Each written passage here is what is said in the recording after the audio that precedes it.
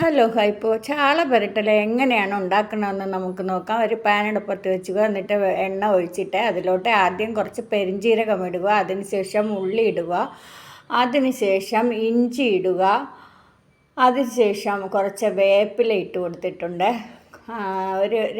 ഒരു ചെറിയ 2 തക്കാളി എടുത്തിട്ട് കൊടുത്തിട്ടുണ്ട്. അത് നന്നായിട്ട് വഴറ്റിയെടുത്തതിന് ശേഷം മിക്സിയുടെ ജാറിലോട്ടിട്ട് അരച്ചെടുക്കുക. കുറച്ച് തേങ്ങാപ്പാലും കൂടെ ഒഴിച്ചാണ് ഞാൻ അരച്ചെടുക്കുന്നത്. അതിനുശേഷം അത് പാനിലോട്ടിട്ട് നന്നായിട്ടൊന്ന് മൂപ്പിച്ചെടുത്തതിന് ശേഷം ആ ചാള അതിലോട്ട് ഇട്ട് കൊടുക്കുക. അതിനുശേഷം ഉപ്പും ഇട്ട് പുളിയും ഇട്ട് കൊടുക്കുക. പിന്നെ കുറച്ച് പാലും കൂടെ അതിലോട്ട് ഒഴിച്ചിട്ട് നന്നായിട്ടൊന്ന് വറ്റിച്ചെടുക്കുക. അപ്പോൾ നമ്മുടെ ചാള പുരട്ട് ഇവിടെ റെഡി ആയിട്ടുണ്ട്. Thank you.